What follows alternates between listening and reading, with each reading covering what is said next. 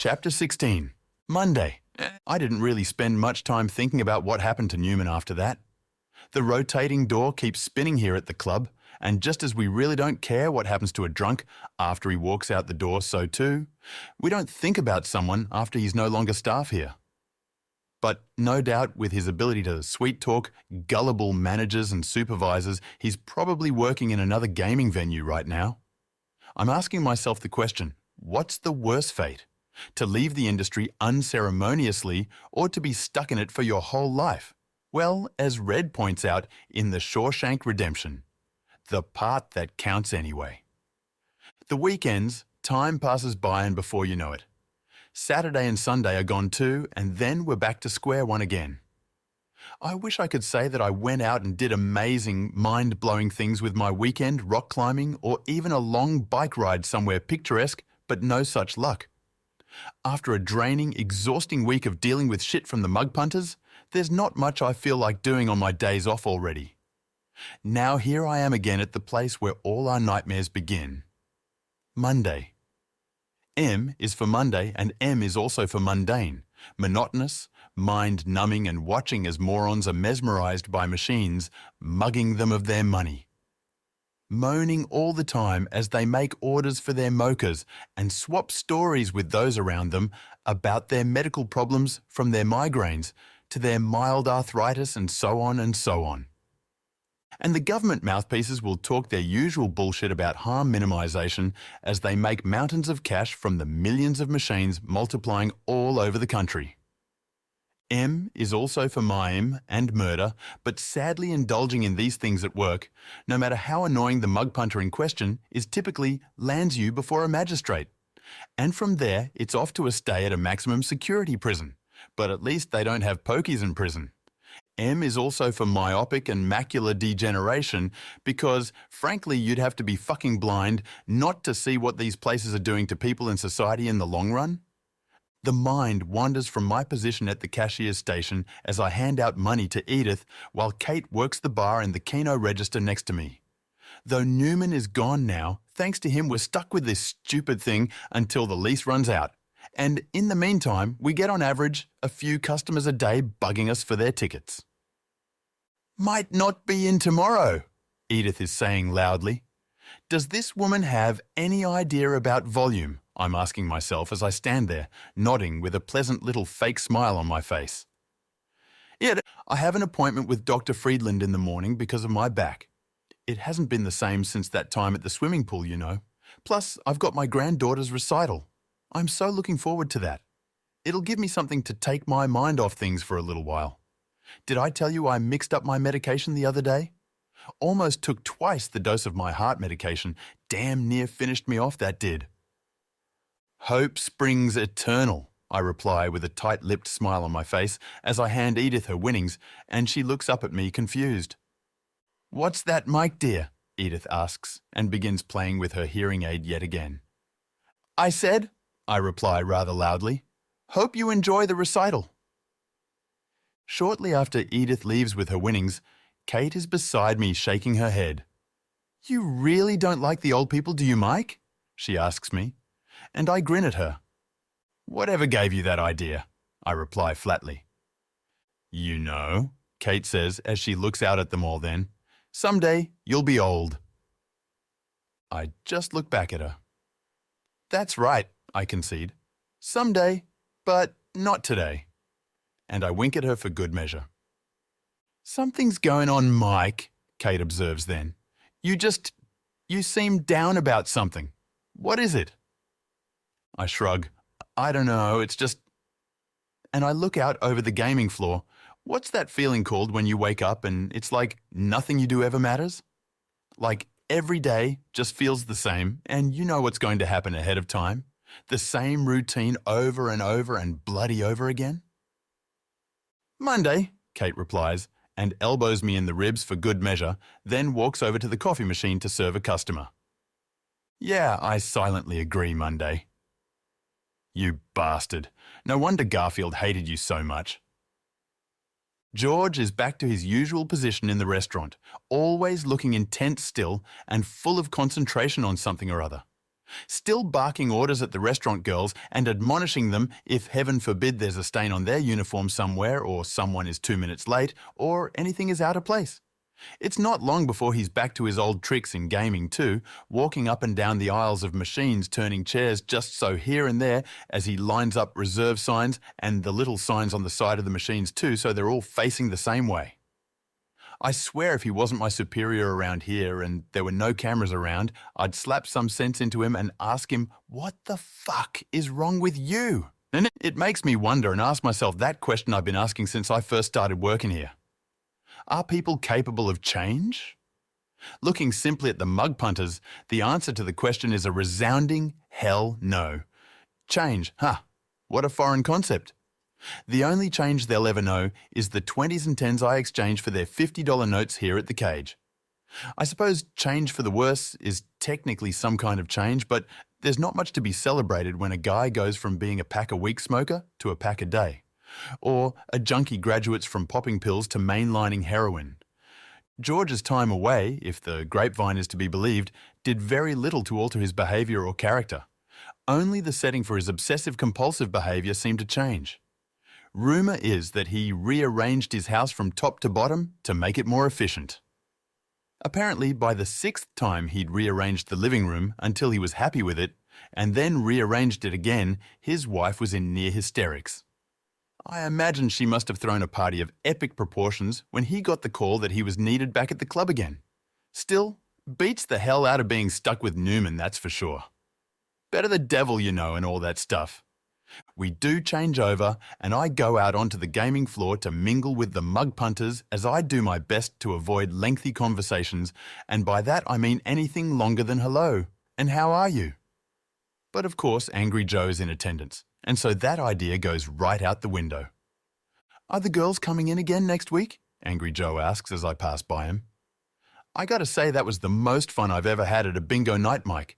They really knew how to look after us, you know? I guess I'd enjoy cashiering a lot more if I had a big-breasted blonde like Bambi in a few times a week to give me lap dances and massages while I worked, but somehow I can't see Christine signing off on the expenses. Not sure, Joe, I reply flatly. Apparently there was a bit of a mix-up with the booking agency. Don't know what they'll be doing next week. Yeah, Joe agrees. Was a bit of a funny night the other night, and that racket, can't believe what you young people call music these days, but I've never heard anything like that in my life. These machines, he gestures at the one before him then, they don't pay nothing, you know. I've been watching that screen since I started playing, and the numbers, they are hardly moving.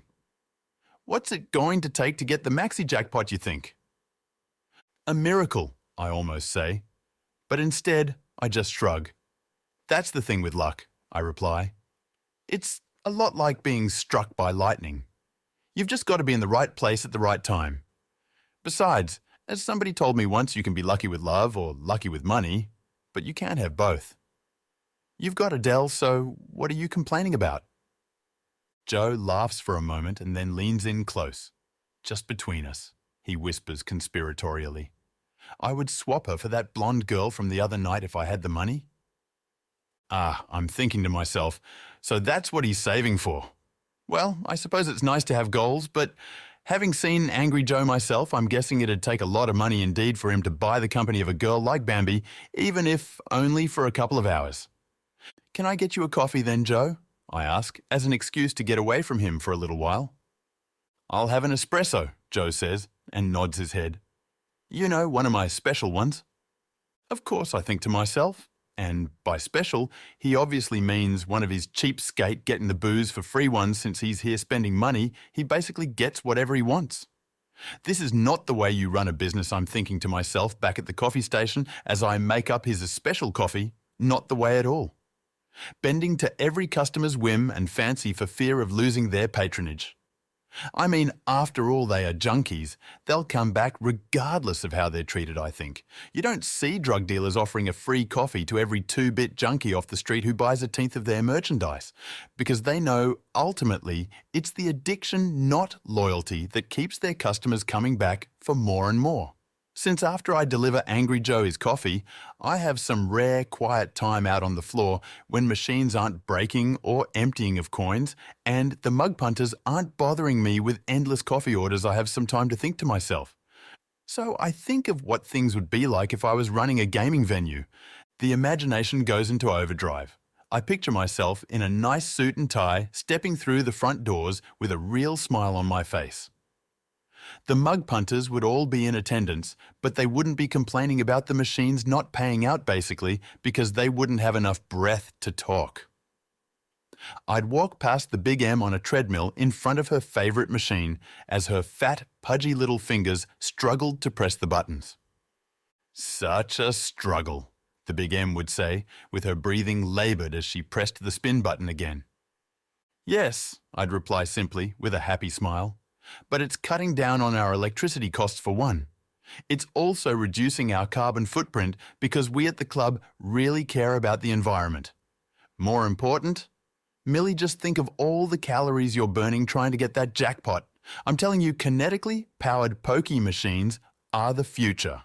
You'll see, soon Crown Casino will be ditching their old ones and jumping on the treadmill-powered pokey bandwagon too. Same as all the other venues will.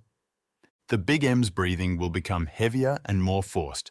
I suppose that's what happens when the speed of the treadmill goes up in proportion to how close the jackpot is to paying off. Just look at those numbers, I'd say encouragingly then, as I point to the screen and smile at the Big M, urging her on. Almost, I add. Almost there, Millie, you're doing so well. Just another.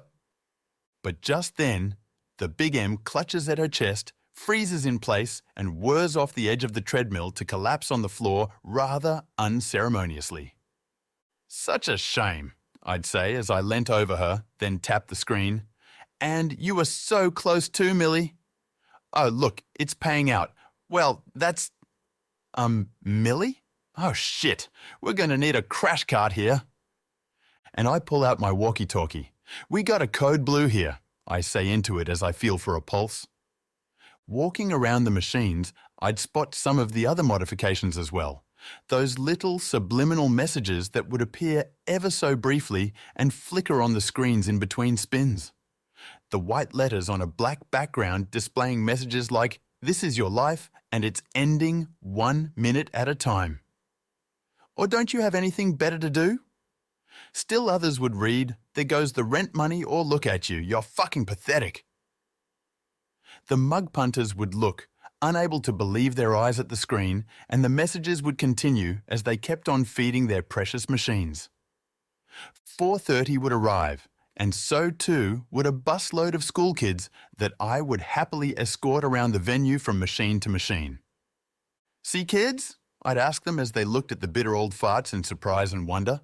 "See what a lifetime of chasing money gets you. It gets you here, sitting on your worthless ass, losing it all, and bitching about it every step of the way." "Why did that lady just jump in her seat?" a kid would ask me. "She looks funny." "Yes, well spotted," I'd explain. "That's just one of the many improvements we've made to the gaming machines here at the club. When a patron spends too long in front of any one machine, we run a small electrical charge through the chair to remind them to take a break every now and again, because we care about responsible gambling." "Mic to machine, 45. The voice cuts through my happy imaginings and drags me kicking and screaming back into the drudgery of the real world. This awful place that my co-workers, George in particular, are always insisting I spend more time in for some reason. "We've got so much work to do," George tells me the other day, "to get back to the level of customer service we were at before those unfortunate incidents." "You've got to want it, Mike. You've got to start living in the real world too." And I have to bite my tongue to not respond with, "I'll buy a summer house there if you can keep from rearranging the furniture in the gaming area for more than 10 minutes. I arrive at machine 45 to spot Vula lounging there in her chair as if she's in her own living room while yakking to the unfortunate lady beside her about her system once more. You see, you've got to bet low for a time, and then the jackpot she resets, and then you bet high and the jackpot she goes off. That's how you do it." "These machines, Mike," Vula says as I approach. "I think you do something to them, yes?" When you switch those other ones around and you bring these new ones here. What on earth is she talking about? I think to myself, and then I remember that we had another deployment just the other day. The big brains upstairs have a bit of a chinwag with someone, and they decide which machines are making the least money, and they go. Then voila! New machines come in, and just like the rotating door with staff here at the club, hardly anyone notices the difference. This machine's quite a popular one, I say as I go through the process of refilling it. It's basically got the same free games feature as the Pink Panther one we got in last week. You know the one I'm talking about, right, Vula? Funny thing happened the other night. Guy came into the club and he only had $20 to play with. He put it in and on the last spin, he got the grand prize on the jackpot and walked away with $4,500. I guess you just have to be in the right place at the right time though, you know? I'd tell Vula that bit about how you can only be lucky in love or lucky with money, but you can't have both. But the idea of anyone, even her mother, loving Vula seems too difficult to believe, even for me, with my most wildest of imaginings. Realistically, Vula would crap on and on about her goddamn system so much that her dear old mum would probably just cut her out of whatever inheritance she was due to receive that, or her mum would top herself.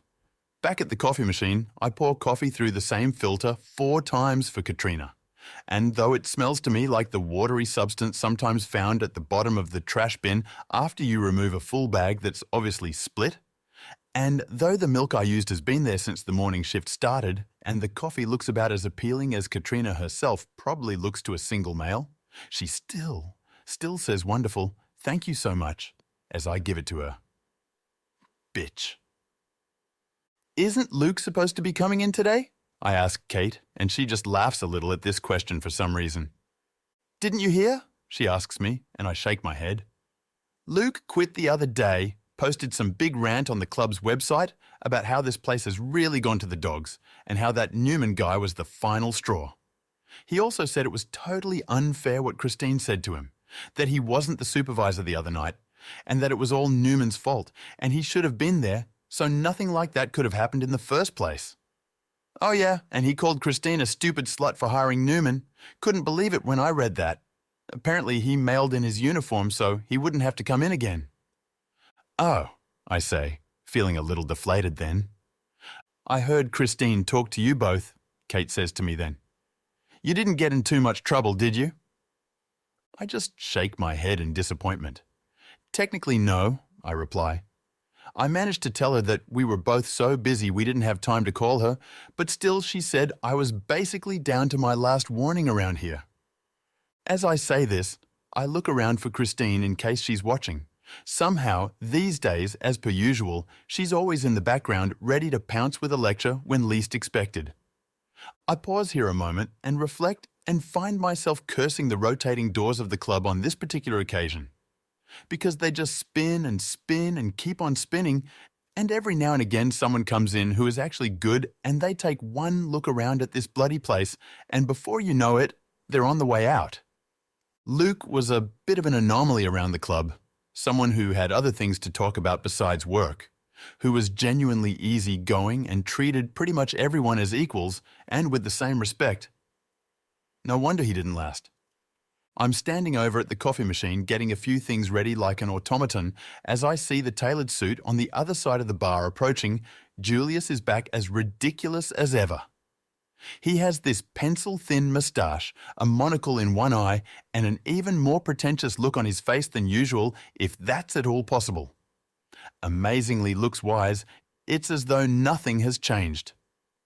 Hello, Julius, I say in resignation as he stands opposite me.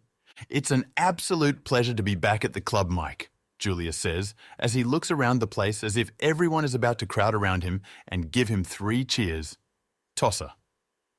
If it's not too much trouble, could I have a tea, thanks? And I hand it to him as he finishes saying this. So, what's new with you then, Julius? I ask, never quite sure what to expect with him, as I hand him his tea.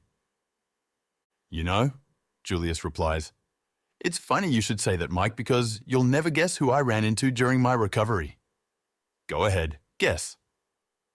Princess Margaret, I ask and stifle a yawn. Really could do with a coffee this morning. Julius looks serious for a moment then. How did you guess? He asks with a hint of suspicion in his voice. Well, never mind that. The good news is that the wedding is back on track. We had a lot to talk about, as you can imagine. But oh, how it made the time pass. I've had to rearrange a few things in my schedule, mind you. Push back that dinner with the Duke and Duchess of York. Reschedule my stay at the Italian villa for the following summer. But it's finally happening at last. I've never been so excited. I'm happy for you, I reply, in a voice that is anything but as I look over at the gaming machines, and then luckily I hear my cue to exit. Would you excuse me, Julius? I say as I take a ticket book out of my pocket.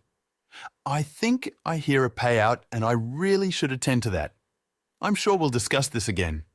And again and again and fucking again, I think to myself as I leave. As I leave Julius behind in a cloud of his own delusion, I'm asking myself that question again. Is it better to be in a world of make-believe the whole time? To have everything you ever wanted, even if none of it's real? Or is it better to be perpetually chasing it like the mug punters do with their silly little fucking machines day after day after day? Like a hamster on his little wheel with a reward that's just out of sight, but which it will never reach as it literally runs around and around in circles. Someone told me once that the things you don't want to change are the ones that inevitably do, and the stuff you wish would change is what invariably always remains the same. It didn't really make sense at the time, perhaps because the customer saying it back then had had a few drinks served by me, but now it was starting to ring true as I walked around the gaming floor. At times it's a tragedy, and at other times it's a black comedy. It can be ridiculous and nonsensical and completely illogical, this industry of ours. And the players change, but as the saying goes, the song remains the same. I head over to the Big M then, and she is fanning her huge face with a little fan in one hand as she picks food from a big plate beside her with the other. For a moment, I just watch a single bead of sweat that seems to originate at the top of her forehead as it begins the long and perilous journey down the side of her massive face, slipping down beside her eye and ends up dangling on her chin. Moments later, it lands and splashes onto the front of her dress. Did George say when they were going to fix the air conditioning? The Big M is saying as she waves the fan up and down frantically with one hand, probably the biggest workout she's given herself in months. I'm sweating like a pig here, she concludes, and I almost smile because I know she's half right on this occasion. I tune out from the Big M's rant at about the point she starts to talk about how much money she's put into the club, and you'd think they could get a decent air conditioning system that works all the time. Instead, I fix my concentration on the machine next to her, pretending to check something as I line up my backside just right and let rip with a particularly potent, all but silent and hopefully deadly fart right in her direction.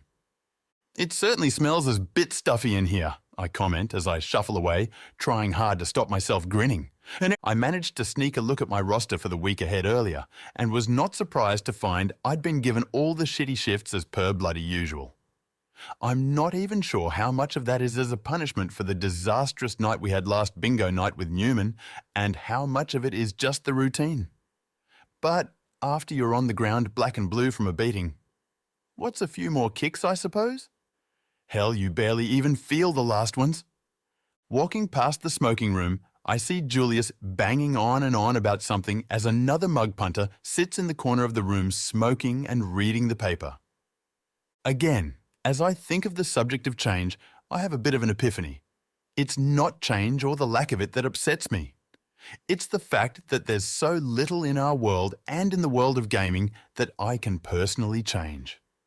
The mug punters don't get it either, which is funny because it's a concept that recovering drunks understand only too well. That idea of accepting the things you cannot change, changing the things you can, and having the wisdom to know the difference. Vula is going on and on about her goddamn system once more, and I can hear it from the far side of the venue. The irony here is that if she would just take a few days out from her playing and talking about this crap and write it down on paper, she could probably actually make some decent money. Because despite the fact that the majority of people know you've got sweet fuck all chance of winning at the pokies, there's still that minority of morons who think that if they read something in a book, it must be true. So we get people publishing things about hot machines and winning streaks with the pokies and crap like that. "Hey, Mike," Vula says to me as I pass by her. "This machine, she actually paying out for a while. Think I'm going to stick with it for now." "That's great, Vula," I reply. "Honestly, I'll never understand why they feel the need to update us on something constantly when none of us could really give a fuck." "Would you like a coffee then, Vula?" I ask, my standard line for getting away from a particularly annoying mug punter. As I'm making Vula's cappuccino, Kate comes up to me at the coffee machine. "Are you going to the end-of-year party?" she asks. "Don't know," I reply simply. "Might have something on that night." Kate laughs at this as if to say, "Yeah, right, what could you possibly have on?" But instead, she just puts a hand on my shoulder and leans in a bit. "Come on, Mike," Kate says. "It'll be fun," which you don't appear to be having much of lately. And that is something that I do have to silently agree with. For the first time in a long time, it would seem someone's departure from the club that is Luke's is actually having an impact on me. "I'll think about it," I answer, and leave one awkward conversation for another. "I think," Vula says then, as I hand her the coffee, "she getting ready to give me the maxi. What do you think, Mike?" I think aloud. It's possible, but it's hard to say. Which, of course, is gaming attendant speak for how the fuck would I know, bitch? Funny how all these idiotic mug punters, even the ones who've been coming here for years, think that because we work in the industry, we must have some kind of insider knowledge about how the machines really work. Like, I could just pull out a secret decoder ring from my pocket or something and deduce that machine 45 will jackpot in exactly 13 spins. Fuck, I've told some of them repeatedly that if I knew which machine was going to pay out, and when at any given time I would have pocketed enough cash to own one of these venues instead. But still, the pricks bug me with this inane crap. "You know," Vula says then, as she presses the button once more, "I think I might have a go at that. Where's the gold game? Joe said he won some money on it the other night. Do you think it's a good one, Mike?" "Well, Vula," I answer in fluent gaming attendant speak, "I do think it's got some good advantages over most of the other machines, and the free games feature is a lot of fun to see too. Did I ever tell you about the time I went out to Crown Casino to watch a movie with some friends and played Where's the Gold? Funny thing was that I was betting $10 a spin. Can you imagine?" The end.